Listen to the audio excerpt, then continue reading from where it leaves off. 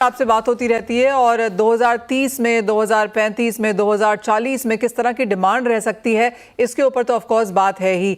दूसरा ये है कि दालें लगातार यहाँ पर एमएसपी के नीचे काम कर रही हैं। जिस तरह का नैरेटिव हम इंटरनेशनल मार्केट्स में बनता हुआ देख रहे हैं, जहाँ पर भी दालों की प्रोडक्शन अच्छी खासी है, तो जिस तरह से पिछले 12 महीने गए हैं, आपको लगता है बाकी का जो 2025 है वैसे ही निकलता हुआ नजर आएगा, गिवन द फैक्ट कि बुआई के नंबर्स भी ठीक ठाक हैं? धन्यवाद मनीषा जी। हमने आपसे कई बार चर्चा की है और इस साल के बारे में मैंने आपको पहले भी बताया था कि इस साल हमारे यहाँ उत्पादन भी अच्छा रहा है, सरकार ने इंपोर्ट भी पूरा खोल रखा है। तो अवेलेबिलिटी जो दालों की है, मुझे नहीं लगता है कोई भी तरह की कमी है और सारी दालें अभी भी एमएसपी के नीचे हैं। हालांकि अभी हमने लास्ट 8-10 दिन से देखा है, चने में कम से कम 4 रुपए की तेजी आई है, क्योंकि चने की थोड़ी सी जो डिमांड अभी फेस्टिवल सीजन को देखते हुए बढ़ रही है। लेकिन सप्लाई का जहां तक सवाल है, मुझे लगता है कोई चिंता की बात नहीं है, क्योंकि ओरिजिन्स में नेक्स्ट मंथ से सभी जितने भी ओरिजिन्स हैं, सब जगह वहाँ जो बाहरी देशों की बात कर रहा हूँ मैं, तो वहाँ पे सब जगह हार्वेस्टिंग होगी।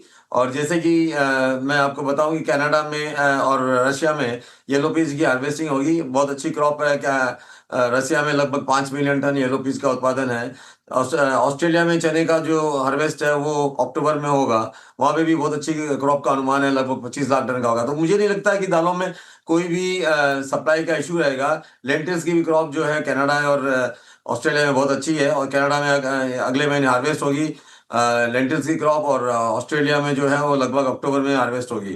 तो और जो तुअर की क्रॉप है अभी अगले महीने में अफ्रीका में हार्वेस्ट हो जाएगी। अफ्रीका में बहुत ही अच्छे अनुमान है। और हमारे यहाँ भी इस साल जो उत्पादन है, अगर आप देखें तो तुअर आज भी हमें एमएसपी के नीचे मिल रही है मंडियों से। तो जबकि तुअर का हार्वेस्ट जो है वो ऑलरेडी लास्ट दिसंबर में हो चुका था, दिसंबर जनवरी में हुआ था। तो अभी भी उसके बाद भी 7 महीने निकल गए, लेकिन अभी भी आज एमएसपी के नीचे हमें तुअर की अवेलेबिलिटी है। उड़द भी एमएसपी के नीचे बिक रहा है। मूंग तो काफी नीचे बिक रहा है, मूंग की बहुत अच्छी समर क्रॉप रही है। तो मोटा मोटा अगर आप देखिए पूरे साल का जो सिचुएशन है, कि जो अवेलेबिलिटी है, हमारा उत्पादन है, हमारे बाहर से भी अवेलेबिलिटी है, हर तरह से बहुत अच्छी रही है। इसलिए जो दालों की जो जो प्राइसेज हैं, दालों के जो भाव हैं, वो एमएसपी से काफी नीचे चल रहे हैं। और मुझे नहीं लगता कि कोई दालों में कोई एक बहुत ज्यादा तेजी आएगी। हो सकता है टेम्पररी चने में ये कुछ समय के लिए एक बार हम कुछ वृद्धि देख सकते हैं, लेकिन बहुत ज्यादा तेजी मैं नहीं समझता हूँ। बिमल जी, तो आप ये कह रहे हैं कि हम अभी बॉटम नहीं बना है दालों के प्राइसेस में, क्या यहाँ से और गिरावट की एक्सपेक्टेशन है? देखिए, मुझे लगता है कि जैसे अगले महीने से जब वहाँ पे हार्वेस्ट शुरू हो जाएंगे, तो मैं समझता हूँ कि सितंबर महीने से मुझे लगता है कि प्राइसेस में फिर दबाव आएंगे, क्योंकि हमारे यहाँ फिर से वो इंपोर्ट शुरू हो जाएगा। जैसा कि मैंने बताया कि येलो पीच के जो है वो वहाँ कनाडा और रशिया में वहाँ पे हार्वेस्ट हो जाएगा। वहाँ से काफी लंबी बड़ी मात्रा में माल आ सकता है, और प्राइसेस भी वहाँ काफी नीचे हैं। तो मुझे कोई तेजी की कोई आसार नहीं लगते हैं। रादर मैं समझता हूँ कि सितंबर अक्टूबर से बाजार थोड़े थोड़े फिर नीचे आने शुरू हो जाएंगे। और जहाँ एमएसपी, विमल जी, एमएसपी के नीचे ऑलरेडी प्राइसेस हैं और आपको लग रहा है सितंबर अक्टूबर से और प्रेशर देखने को मिल सकता है, तो यहाँ से एमएसपी के नीचे ही हैं हम, और कितनी गिरावट की एक्सपेक्टेशन आपको है, गिवन द फैक्ट कि जैसे आप बताते मुझे रह रहे हैं कि ओरिजिन कंट्रीज में सप्लाई बहुत अच्छी है? देखिए, जैसा कि देखिए, मैं 2-3 मुख्य दालों की बात करता हूँ। जैसे अगर तुअर की जो देखिए एमएसपी 80 रुपये है। हमारे यहाँ जो नया क्रॉप जो हार्वेस्ट होगा वो होगा नवंबर महीने में।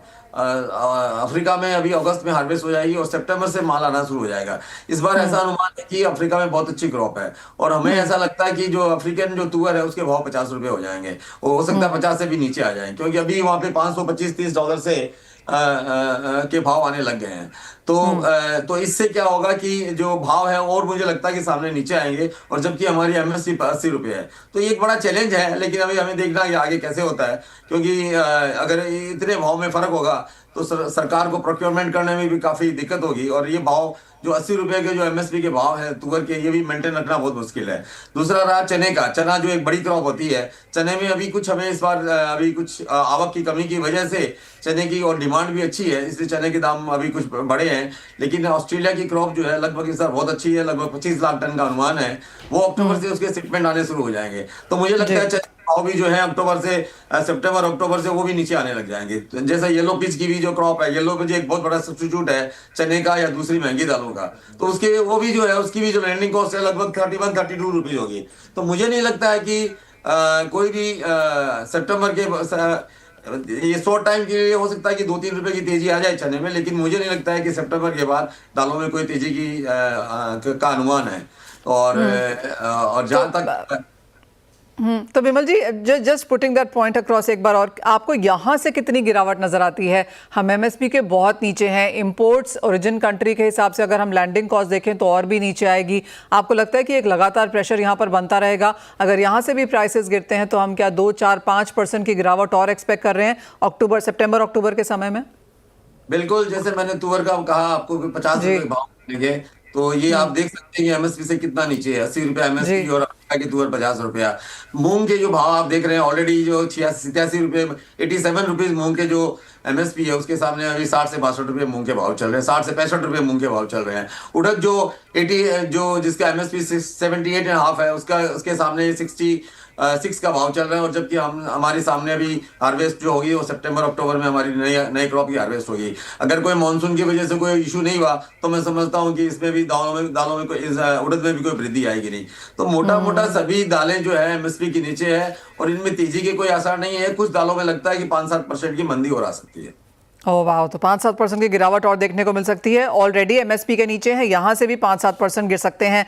एक चीज़ हम यहाँ पर लगातार बनता हुआ देखते हैं विमल जी, वो ये कि ट्रेडर्स हमें बोलते हैं कि हम फॉरवर्ड ट्रेड नहीं कर रहे हैं, यहाँ per day to day trade यहाँ पर बनता हुआ नजर आ रहा है। भारत में अवेलेबिलिटी बहुत ज़्यादा है। कंज्यूमर्स के क्या प्राइसेस हैं? बिकॉज हम जानते हैं कि ये दाल है, रॉ है, इसको प्रोसेस करना पड़ता है, फिर करते हैं, ले जाते हैं, उसके बाद कंज्यूमर को जाता है। तो कंज्यूमर को ऑफकोर्स इन करंट लेवल से तो हायर प्राइसेस मिल रहे हैं, लेकिन ट्रेड का क्या हाल है?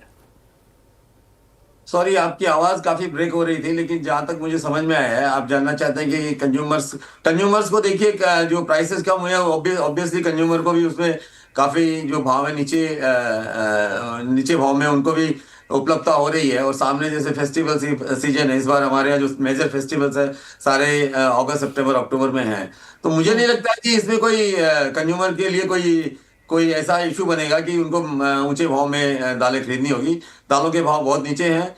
और आपका एक जो प्रश्न था कि जो वर्ल्ड अवेलेबिलिटी है, जो दुनिया की अवेलेबिलिटी है और हमारे आगे जाके 2030-35 में क्या होगा, हमारा अनुमान है कि 2030 तक दालों की जो रिक्वायरमेंट है लगभग हिंदुस्तान में 40 मिलियन टन होगी। और हमारे यहाँ अभी जो रिक्वायरमेंट है वो लगभग 31-32 मिलियन टन है। हमारा प्रोडक्शन है जो लगभग 25-26 मिलियन टन है। और हमारे यहाँ जो गैप है अभी 6 से लगभग 5 से 6 मिलियन टन का है। लास्ट ईयर हमने रिकॉर्ड इंपोर्ट किया था, हमने 73 लाख टन मतलब 7.3 मिलियन टन का हमने इंपोर्ट किया।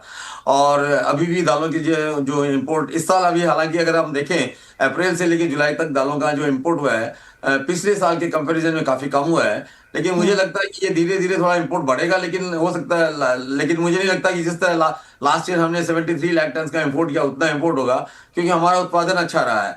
सरकार को चाहिए कि जो किसानों को है एमएसपी के भाव मिले और एक बैलेंसिंग पॉलिसी लाए कि जो दालें एमएसपी के नीचे बिक रही है, ये बार बार हम कहते आ रहे हैं, मैं फिर से इसको रिपीट कर रहा हूं कि जो दालें एमएसपी के नीचे बिक रही है इतनी ड्यूटी लगाए कि जो उसका लैंडिंग कॉस्ट है एमएसपी के आसपास हो। इससे क्या है, किसानों को एक बहुत बड़ा मैसेज मिलेगा, क्योंकि हमें आगे 2030 का ध्यान रखना चाहिए कि हमारे दालों का कंजम्पशन बढ़ रहा है।